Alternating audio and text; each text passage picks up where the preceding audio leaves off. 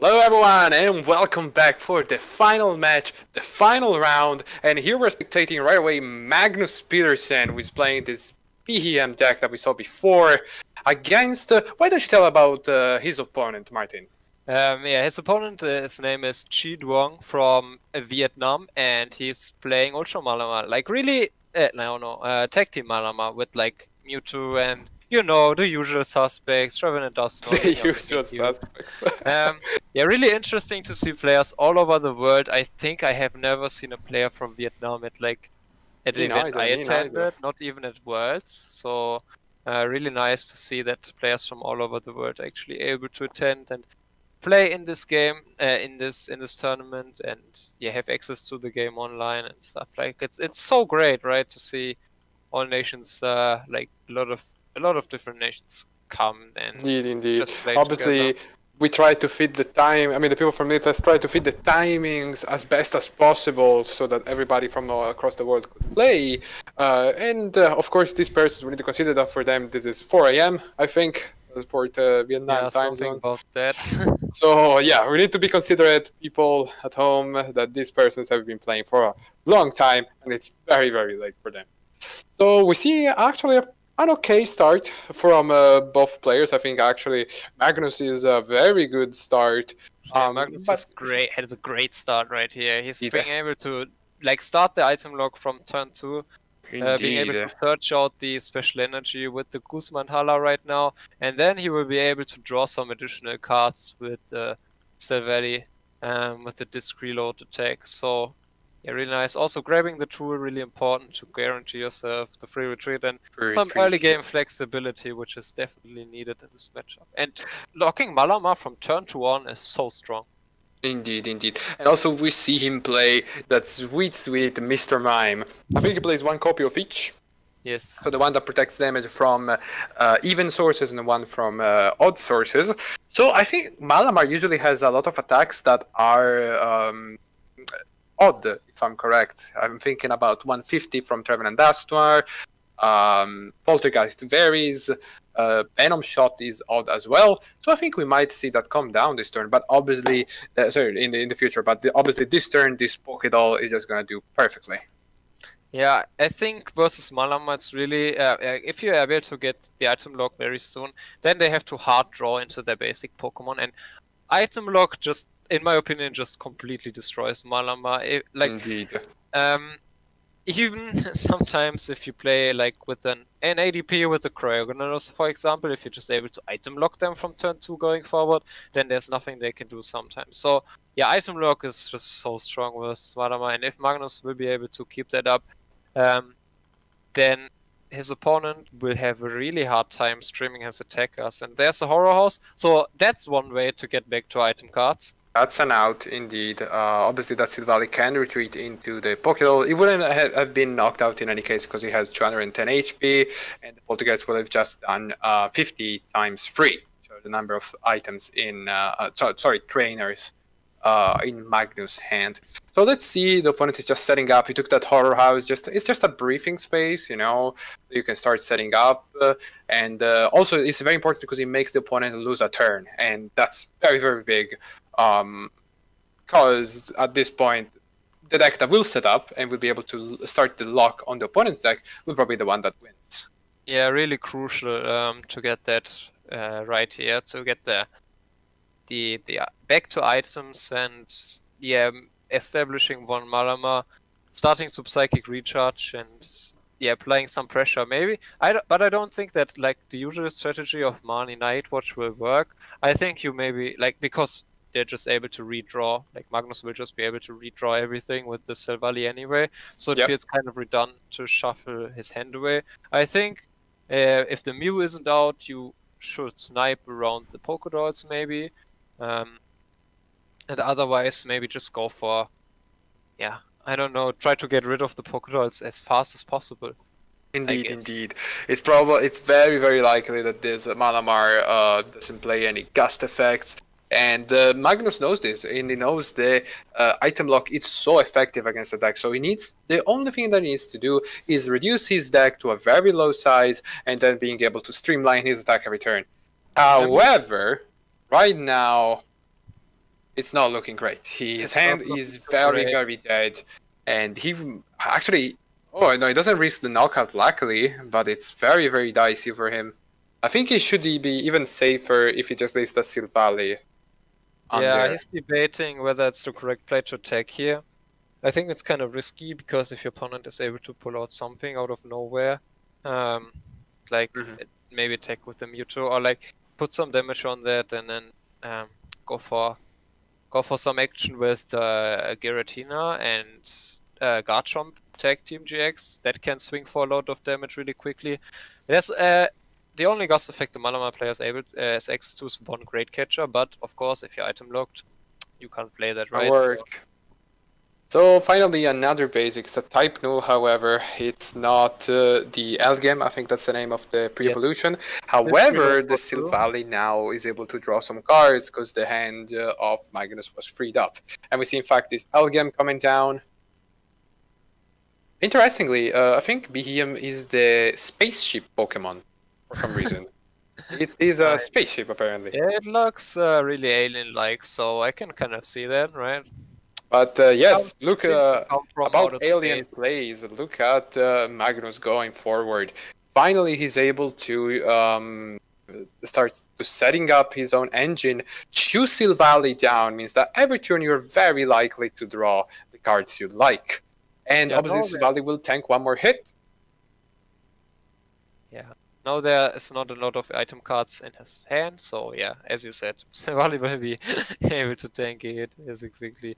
Yeah, and yeah, maybe he will be like Magnus has to watch out for a late game. What's it called? The attack from the Ultra Necrozma, the GX attack. Oh, the Sky Scorching Light. Maybe you have to watch out for that in the late game. I believe the LGM has only 60 HP. It does. So maybe it can come in clutch and like give you items for another turn, but of course the conditions have to be met for the Sky Scorching Light. The remaining price cards have to be below 6 in total. And for now, Magnus is back in the driver's seat after stabilizing, after kind of few kind of shaky turns, stabilizing a bit, and yeah, using that his opponent is not really applying a lot of pressure, and getting those Silvallis online is really good. So it's a very optimal situation now. He has 2 of those Silvallis that are in play. I would have liked actually his opponent doing those 50 more damage to this. Actually, he can't score his Sky Scorching Light because he already GX'd, luckily. Oh, yeah, you're right. But at the same time, it is... no, yeah, it happened to me every time I was playing against Malamar. I was like, oh my god, he GX, but then he did like, I don't know, Latios or something else. Yeah, so, you're right. So there's a lot of fishing around, just reshuffling back one BHM that is discarded. I think this turn he still has one chance with the disc reload in the bench to draw the triple energy, but he does not draw it. Unfortunately, this turn it will just be a passive one from Magnus' side. Another turn of items for the Malabar player. He really likes to. That's really what you like to see. Establishing your board further and further. And yeah, also there's no Mew just yet on Magnus' side, but of course if G will put his Mewtwo down, that's weak to Psychic and will take a lot of damage from the BHM, so it's a double-edged sword to go for that. Indeed. And we see as well, like he benched the Trevenant, Dusk Noir, and the Gengar and Mimikyu. Unfortunately, none of them have Psychic weakness. They just have Darkness weakness, which is very good, of course, for the Malamar player. As well, we see that the BHM deck, every turn gets his deck slimmer and slimmer. And that's really what it wants to do. As long as your deck is just going to be BHM and triple card energy, every turn you will be able to attack. So yeah, there's a Night Watch. I'm not sure I particularly like this Night Watch, because it gives more disc reloads options. It doesn't really do anything, right? Indeed. So there's a Great Ball, not drawing anything, but honestly just wants a card off his hand. Puts back the Mew, doesn't seem to be interested in benching it yet. Yeah, probably just maybe daring his opponent a little bit to put the Mewtwo into play, right? if you just say like, hey, look, I have no meal, you can go for this if you Luckily want. for him, even his great catcher got reshuffled. So this means he can possibly draw it, and if the Mewtwo hits the bench, it's gonna be very hard for the opponent to actually line up the attack without getting knocked out. So there's a communication, getting back the Gumi, one more BHM, now he has 3 BHM, one more triple energy. This seems that Magnus finally switched gears and is able to be in the leading spot. Yeah, now it's all coming together nicely, and I think this time we will see Stake do way more work than last time, because for the Malama player it's a little bit more difficult to switch around and attack consistently. For Pika, when Magnus was on stream last time, he played against Pika, and the Pika roam player was just able to switch around his attackers sufficiently and not give up a lot of prizes, and also Magnus got unlucky with his prize cards. But this time we will really see where Magnus' deck shines and what it's designed to do, and execute his game plan until the very end. Indeed. So we see Magnus' plan is basically right now to keep this item lock from going. Obviously, the later we go in the game, the less items become necessary, but they still are an important part of any deck. And so we see actually here the Nightwatch again, shuffling back those 2 cards, which was not the triple acceleration energy, fortunately. Yeah, I mean, you would have probably been able to get there anyway. And there's another interesting tech we see right now in Magnus' hand, you know, the water That's memory. not how you use it. Yeah, that's not how you use it. I don't think they needed it anyway. You just thin it out of the hand. But like in general, it's really nice to see. Like, it's a niche mechanic with the Savelli being able to change types. Unfortunately, you know, it's a stage 1, and stage 1, you know, they have one flaw, right? They are not big basics. Set up, exactly. It's just a comparative advantage. You need to, you know, to invest more cards into your deck to help having those stage 1 on the board. When I say if you just play basics, you're just gonna have them at any point.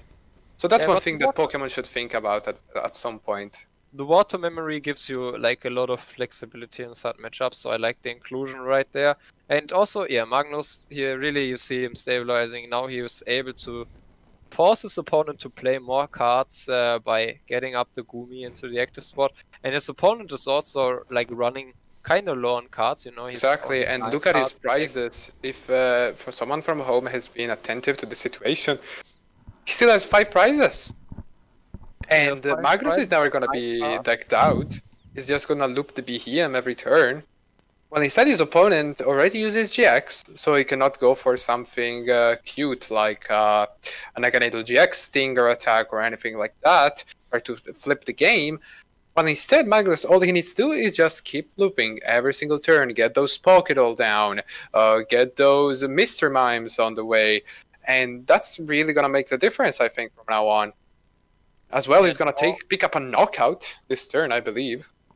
Yeah, now the game really starts to open up for Magnus. He even has the Ditto on the bench. I don't know if the Sevali with the other Sevali, which gives basic free retreat. Yes, the he does play it. Is still in deck. Yeah, yes, I think it was, or maybe I think he got shuffled back with the Nightwatch. I'm not sure, I think we know it. It was already set up, right? And if he gets the Great Catcher plus the Sevali, he would be able to close out the game on a Gengar Mimikyu, for example, with the Easy Rebel GX for the last remaining prize. Yes, which does something similar to Lycanroc GX, I think.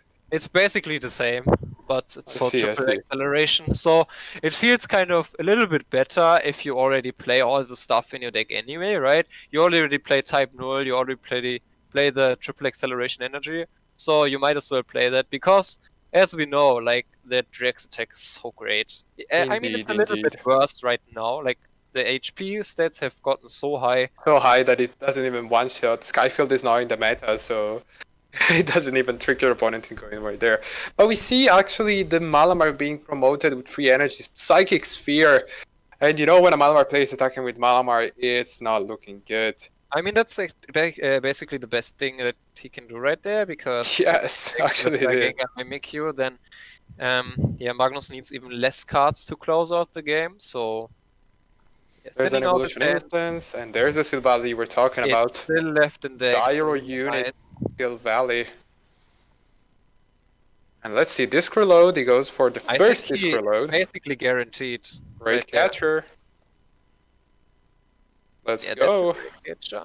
And yeah, he has a disc reload and a Titanizer to draw the last remaining triple acceleration energy, so I think he's basically guaranteed at this point. Eliza for the shuffle, I believe, and there it is. There's the triple energy.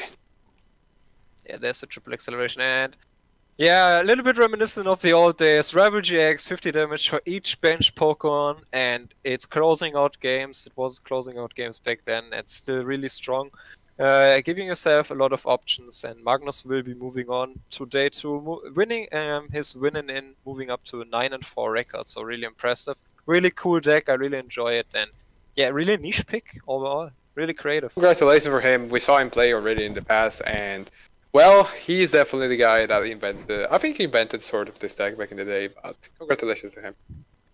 In any case, thank you very much for joining us today. Before we leave, we have just some messages that will be delivered by Philip. So just stick around and see you tomorrow. Yeah, hey guys. So I hope you enjoyed today. We had some pretty interesting games. To look at the data, Ross Corton is moving into day 2 at 11-2, and also Dominik Maliczki, who made finals last time, is also at 9-3, currently still playing. So he will be in day 2 as well, and that's it from the top 8 players that made from the players that made top 8 last time. Oliver had a great record at 6-1, but then he went like 1-4 in the remaining rounds. So we won't be seeing him again tomorrow. But yeah, Dominic and Ross are looking up to close their invites for the Limitless Invitational. So both having really great performances, and we have lots of other interesting players. We have Eugenio Torres from Limitless, Nico Alabas from Limitless as well, making that for the second time. Shintaro Ito, whom we've seen a lot on stream. He's doing amazing again. So I hope you enjoyed today. We have lots of great games coming up tomorrow, and this is it for today. Thanks for tuning in, thanks for watching. I hope to see you again tomorrow, and we will be back at 2 PM CEST tomorrow.